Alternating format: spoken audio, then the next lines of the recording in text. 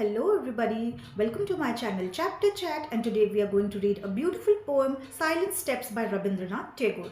So Rabindranath Tagore was born on 7th May 1861 and he died on 7th August 1941. He was also known as the Bard of Bengal. He won the Nobel Prize in Literature in 1913 for his work Gitanjali. And in this particular poem, The Silent Step, it is published in his collection Gitanjali in 1910. And this poem, Silent Steps, is also known as song number 45. And the theme of this poem is God. So the poet here wants to say that God is present everywhere, and whenever we are in trouble, or we are in any not a good mood, we are sad and we are going through any problems, God comes to us through his silent steps and he solves all our problems. As he is the father of the universe, he is the creator, he comes to us and he removes all our obstacles. So let's start the poem. Those who are new to my channel, please do subscribe my channel.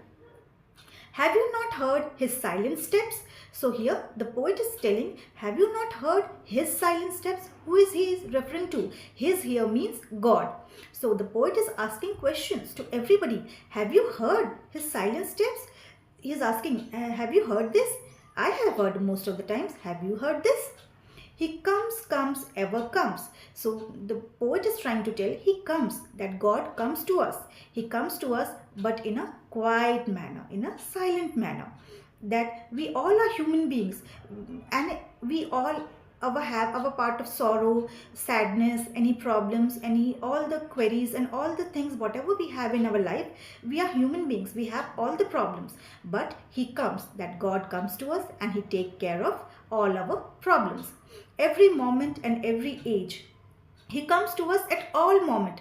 So the poet is trying to tell here that there is no particular time for God, that he will come in the night time, he'll come in the evening time, like that. You can call God at any time and he will come to you at any time, because he is God. He doesn't have any fixed period that he'll come at this time or that time. He's the omnipresent. He's present everywhere and he can come to you at any time. You have to call him from the core of your heart. Every day and every night he comes, ever comes. So the poet here wants to say that God is beyond time limit. For God there is no time limit to visit the people around the world. He has not told people that I will visit you in the morning, 7 a.m. in the morning, or I'll visit you at night. No, there is no time for God. When his children, the human beings, they have any problem, you can call God and he will come to you at any time. There is no time limit for God. Many a song have I sung in many a mood of mine. So the poet here is telling, when I have sung many songs, and whenever I am sad, whenever I am happy, at all the time I try to call God. But all their moods have always proclaimed. So the poet here is telling, I have a father-like figure in my mind of God. That like children, they have any problem, or they don't have anything, they have any problem, they have pain in their body. The children, as they speak to their parents, like that, the poet here wants to say, I speak about all my problems to God. That God, I have this problem, I have that problem, and God always he comes and he tries to solve my problem. So here he is telling, whatever prayer I have sung for God, that all my prayers, that they have never gone in vain. God always comes and he tries to help me. So he is telling that all my problems are solved. God always comes to me and he solves my problems. He comes, ever comes. So the poet here wants to say, God comes. He comes. He will definitely come, and he comes all the times and he solves all the problems and purposes of human beings. In the fragrant days of sunny April, through the forest path he comes, ever comes. So here the poet wants to say, in the fragrant days of sunny April, during the April season, everything is bright there, sunny there, and the climate, the environment is so charming. Everything is so beautiful due to the climate change. And at that time, God comes through the forest path. The forests are very beautiful at that time, because there are leaves everywhere and it's very a beautiful, majestic scenery overall. And in those times, God comes through the forest path. He comes through the forest path and he comes So the poet here wants to say, just you have to call God from the core of your heart. You have to call God like a child calls his parent, his father, his mother. Like a child calls his parent, you just have to call God.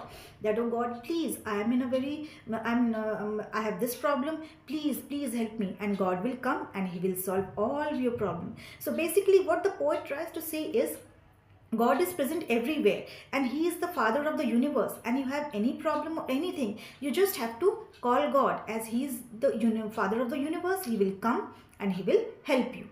Just call, you have to call Him from the core of your heart. In the rainy gloom of July nights, on the thundering chariot of clouds, He comes, He ever comes. So in the poet is trying to say, in the rainy season, it is July and it is night time. And it is July season, as you know, in India, it is monsoon season in India, and it is raining heavily at night and thundering, and God comes in the thundering chariot. What is a chariot? Chariot is a wooden cart that is drawn by horses. During the earlier times, the kings, they all used to go from one place to another in chariots. So this used to be the vehicle for gods, drawn by horses.